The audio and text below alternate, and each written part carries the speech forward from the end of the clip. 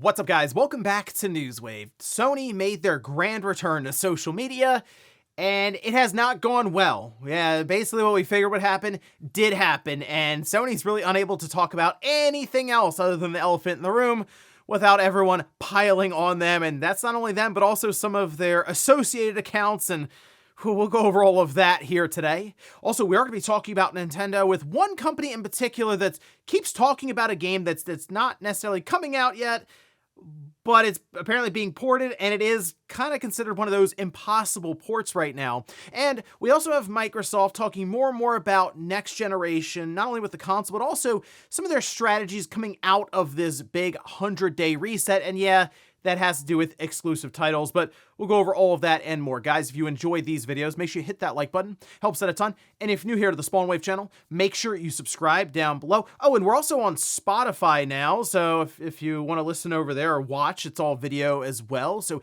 check that out, like, follow, all that good stuff that happens over there on Spotify. I'll have a link down below in the description. But we're going to start today with Nintendo Switch Online. Yeah, we do have a few new games going into the service available right now, we can see.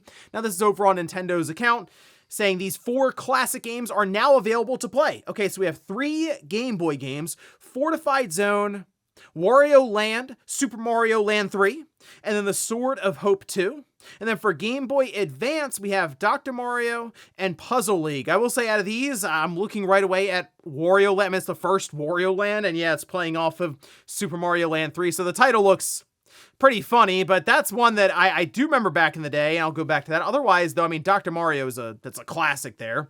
Fortified Zone and Sword of Hope 2, not as familiar with, but it is just fun to have games that maybe you didn't know about at all going into the service, because there is that kind of that aspect of discovery there. But out of these, yeah, I'm going to be firing up Wario Land because that is certainly a blast from the past. They're available right now, though. Also, there's a lot of excitement when the new Spyro game was announced, especially since it was coming from Toys for Bob. Well, there was a recent interview that took place with Kinda Funny Games, and in this, we had a few people from Toys for Bob talk about the idea of a new Banjo game. So we can see this is transcribed over on Pure Xbox. This is the Kinda Funny Games cast. And this would be the associate creative director and the studio head from Toys for Bob, saying it's a franchise we love. That's referring to Banjo.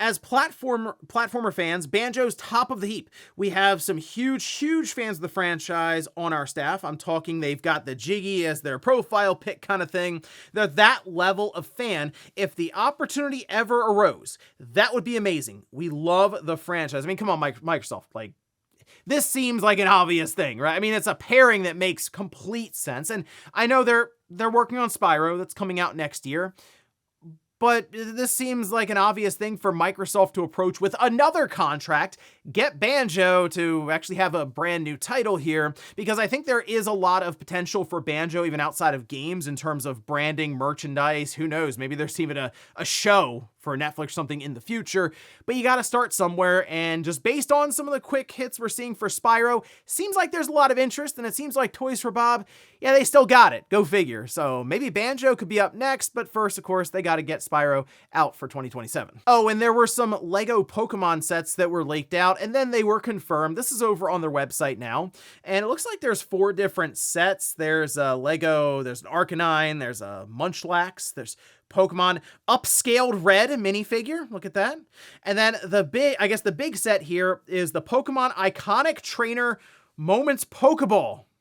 And it looks like it opens up after you build it, and you can have different scenes from, I guess, your first battle in the game to Professor Oak having 3 different Pokeballs, and of course you pick your starter. So that's fun, I guess, there. Again, I'm not as into the Lego collecting necessarily, but we are seeing a pretty significant collaboration between Nintendo and Lego, but also just the Pokemon Company and Lego with more sets on the way. So go check them out. I guess the big set there is $300. I think it's more than 2,000 pieces or whatever. So people tend to tell me, hey, that's actually about right. So there you go. Kind of expensive, but also it's Lego and Pokemon, so go figure. And guys, with some of the quick news out of the way, let's get into the bigger stuff. Let's start right away with Sony, because after roughly 5 days of silence online, they started putting out new tweets and advertisements and just announcements to the community, and It's not gone well because it has nothing to do with the elephant in the room, which is their last announcement, that being them discontinuing production of PlayStation 5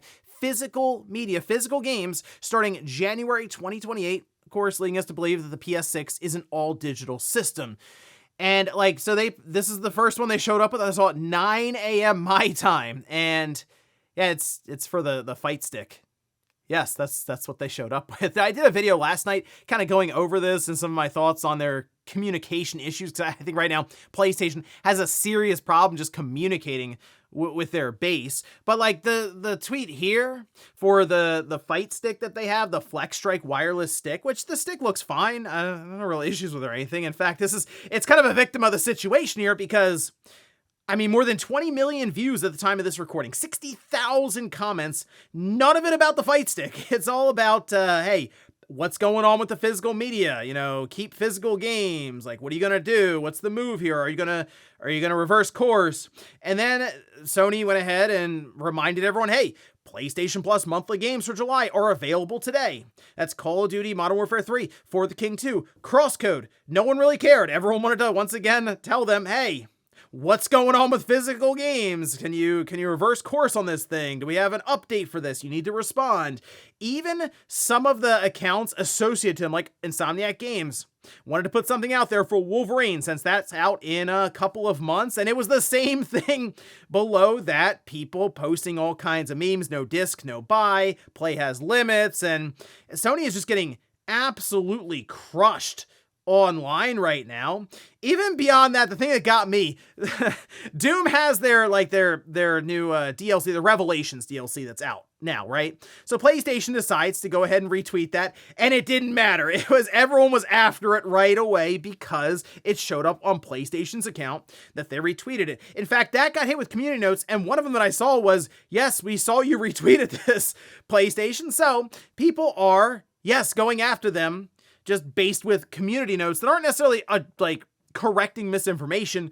It's just trolling them with it. So Sony basically can't say anything unless it's about the whole situation with disc-based media being discontinued in 2028 without being reminded of it. Okay, so with all of this going down, people are posting that they are canceling their PlayStation Plus membership. Hey, if you want to make your voice heard to Sony, yeah, you hit them in the wallet. That's how you do it, right? The money is, of course, the thing that talks.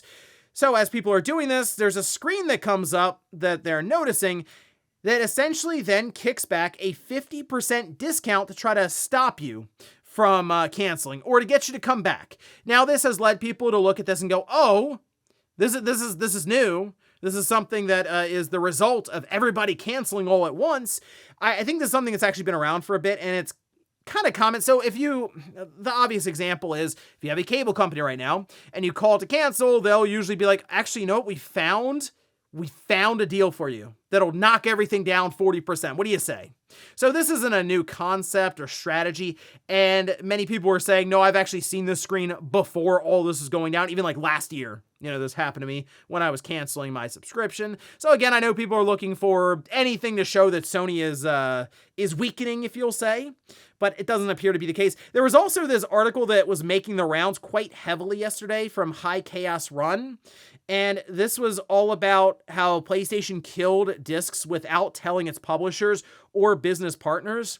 And I was looking into this. I've never really heard of this site at all, and I didn't see any other reporting or anyone corroborating this. So I'm not really sure how, I guess how correct, we'll say, that report is there. But this is something Sony's going to have to deal with eventually. I know they want to go through this whole thing by ignoring it. It's kind of impossible to at this point. It's so loud online that if you look at how many views that original announcement got on Twitter, it's more than GTA with trailer 1. It's more than the Switch 2 full announcement. It's basically everything just about, except for a few tweets here and there. For the most part, it's top 5, I think, at this time. So Sony, they won't feel it right away, but they will feel it in 7 or 8 months when they start to talk about the PS6, and then next year, we'll say next summer, when they show a price point that is going to be almost out of reach, I'd say, for many people. This is just one more thing that's I can kind of wait on that PS6. And I don't think Sony wants this to be a very difficult generation to transition to, because that is going to be a difficult thing to figure out if everyone really does just want to stay, or most people want to stay, with their PlayStation 5. Next up, let's talk about an impossible port, you could say, for the Switch 2. Although we keep hearing that, and then games that people didn't expect to be able to run, even things like Resident Evil running at 60 frames per second on the Switch 2, but it's happening, and the Switch 2 is kind of closing the gap of parity for third-party titles, and that's pretty big for Nintendo here with this generation going forward, especially with the whole diminishing returns and how, I mean, it does look like we are in store for a lengthy cross-generation period between, we can say, even the Xbox Series S, but certainly like the PS5. That plays into the Switch 2, like benefits heavily there. But one game that I would be really curious to see how they make this happen is Crimson Desert. We've already kind of heard about this, but guess what? Pearl Abyss is being asked once again, this time from an investor, so they had to at least post some kind of answer here, and we can see. Now, this is over on Nintendo Everything. This is the Pearl Abyss CEO, Jin Young, who says, "We believe it is important to showcase Crimson Desert on as many platforms as possible. We are reviewing the Switch 2. It is currently being developed to a level where basic gameplay is possible. However, platform expansion is not just a simple port. The key is whether we can fully maintain the graphics, action, and open world experience of Crimson Desert on that device. The Switch 2 version still requires optimization and technical verification, and we must also review partner collaboration and whether it meets our quality standards. Therefore, it is difficult to confirm a release schedule. We will announce it transparently once there is confirmed information." And it is really funny because this is like the second or third time we've heard about there being a Switch 2 port in development, even from Pearl Abyss themselves. So obviously they want to release the game on the Switch 2, and why wouldn't they? I think there is an overall base that would be intrigued by this game, and you'd get in almost on the ground level for a system that I think is going to have a strong overall user base by the end of it. Certainly by year 5 or by year 6. I still don't think the Switch 2 will outsell the Switch 1, but 100 million units, we'll say, that is pretty solid, sure. So they clearly want to get there, and the thing is, they mentioned like certain quality standards. Crimson Desert on the base PS5 in performance mode is kind of sketchy looking. I did a video on that and it was not great. I think balanced was probably the best move for the PS5, and that's like the 40 FPS mode. And if you go down to like just full graphical fidelity, it's just 30 FPS. It doesn't feel great, but I think that's kind of how they would get it on the Switch 2. It would kind of align sort of with the Xbox Series S, although the Switch 2 also technically has more RAM to deal with, and it can use DLSS. So these are all things I'm sure that are playing into the port for Crimson Desert, but I would be quite impressed to see that game running on the Switch 2 in handheld mode. And sure, yeah, I'd probably chalk it up to the idea of an impossible port. That's a big game, and one that certainly stresses the PS5 just outright. So I'm curious, and I'm going to keep an eye on this. And the other thing is, it's seen so many updates. The Switch 2 will get a pretty good version of the game day one when it releases, say even next year. Next up, let's talk about Microsoft and their push for next generation, which includes the hardware, but also their overall strategy for their first-party titles. Now, let's start here. This is over on Windows Central, where they're talking about Project Helix, the console that'll be coming out of this. Now, we're still trying to figure out if there's going to be multiple systems or if they're going to have one just straight up like OEM style first. But, okay, so they say rather than scaling back the console scope or delaying its timeline, our sources indicate that Xbox's hardware engineers are trying to tackle margin pressure through aggressive innovation to reduce the total cost of materials. It also appears that there weren't many cuts for the hardware side within Xbox, and that's because it looks like their strategy really is to double down on the system itself, like this new system. But how do you do that if it's going to be incredibly expensive? So them trying to aggressively innovate, I do wonder, so to cut down on costs, they would obviously look at things that are directly tied to DRAM. So system RAM and then system storage, right? So would they release the thing with 512 gigabytes of storage, but have a lot of innovation when it comes to just compression technology? And so the games are just smaller? Maybe? Is there something they can do with just maybe when it comes to RAM and how it's utilized where they don't need as much as they originally thought? I guess that's also possible. I'm curious here how they can cut back to save money to maybe get the system at $1,000. That's gonna, I still think that's the big move for them here. But to go a bit further, Bloomberg says while big multiplayer games will still be available on all major platforms, Microsoft will make more of its best titles exclusive to Xbox, so gamers have a reason to buy its console. Now, to piggyback on that, over at Windows Central with Jez Corden, he says arguably creating desire through exclusive content is more crucial than ever to maintain an ecosystem in this universe. One way I've heard Microsoft is exploring achieving this is direct integrations between Xbox and Minecraft. Xbox CEO Ashley Sharma restructured Minecraft to answer directly to her for the first time. Integrating Minecraft's features as a platform level into Xbox consoles will be one avenue of exploration her team will look into here. I'm not even really sure what that means exactly. Like direct integration of Minecraft into this new Xbox system. Well, this new Xbox system is supposed to apparently be a PC, but then you integrate Minecraft directly into it? So interesting. I do think the Minecraft crowd, while it's kind of a general audience, I do think it still skews younger. I don't really know how many parents are like, yeah, we're gonna get you a $1,000 Xbox Helix. Although again, there are some that are just older and are like, yeah, I play a lot of Minecraft. There we go. Let's get the Xbox Helix, I guess. It's just one more benefit being thrown into it, but it's going to come down to the tried and true method of exclusive games, exclusive content does sell hardware. It's worked since the start of the whole thing with the old days of the NES, and it'll continue to work. So that's, at least that makes sense. The multiplayer side being across the board also kind of makes sense, but then there's Gears, and it's like, what happened there? So this 100-day reset is certainly something that they are restructuring, trying to figure out a solid direction, eliminating 14 layers of management, stuff like that. So let's get out the other side of this 100-day reset and see where they sit then. But I guess for now, one thing they're trying to look at is integrating Minecraft more deeply with the Xbox Helix system. And in our last bit of news, let's talk about Orbitals. That's coming up September 3rd, and I think it looks pretty good. Previews did go live, and it seemed like most outlets were just downright impressed by this game. Okay, so let's go over some of the highlights here, starting with just the overall look of it.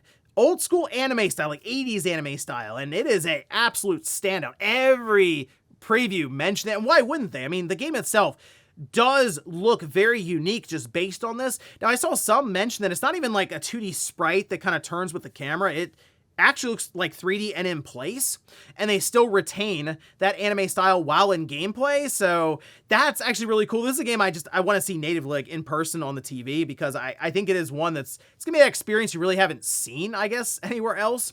Now, it is a co-op game where you work together with someone else. So think of It Takes Two, Split Fiction, stuff like that. But it was mentioned that you can swap tools between the players. So in those different games where it's co-op, you usually have one person do something and the other person do another task, and it's supposed to work together to really get to a certain objective. But let's say you're not as good at this task versus the other. Apparently you can swap the tools, and that'll help you get past. And I'm thinking of maybe having a younger gamer and then like an older gamer, and it's like, oh, this one's kind of difficult. How about I do the harder setup here with the tools, okay? So it seems like it's going to be more about that, tools and collaboration rather than just platforming and jumping around together. And this demo was roughly 60 minutes. So there's still a lot of questions that outlets had around the game, introducing consistent new ideas throughout a full-length experience. But I like what I'm seeing so far. Again, an hour in, just based on some of these previews, the look, the gameplay, it's all adding up, I think, to a good game. So the full game will also be on the cartridge. I'll be picking it up physically, of course, then. This, of course, coming out September 3rd. So far, so good with Orbitals. I know we've seen previews, and generally they're being shown the best possible case for the game, like in the best light. But I'm genuinely hopeful for this game. I think it's going to be a lot of fun. It looks pretty cool, and we'll find out more as we get closer to its release, because, of course, we'll get reviews, and we'll see where it stacks up then. And before we go to the comment of the day, we'll take a look at the poll that I posted up yesterday, where I ask, if your current game system has a disc drive, do you use it to watch disc-based movies along with games? Okay, 69%, all right, good job, everyone, says yes. 31% say no. And again, that's the thing right now. I do see that the majority of people with a PS5, we have the stats that come out for it, it heavily skews towards having a disk drive. And I think that's just because more of those were stocked when it first came out. But even beyond that, that's the one I see stocked in most stores, is like the disc-based one. So I get, and it's like one extra thing, right? It's like, oh, I can also watch ultra high def Blu-ray movies on my PS5. So why wouldn't I spend the extra money and have that added functionality? It's just, I don't know, it's something that you lose from it. And I've always looked at, I know it was a whole thing with Xbox and the TV.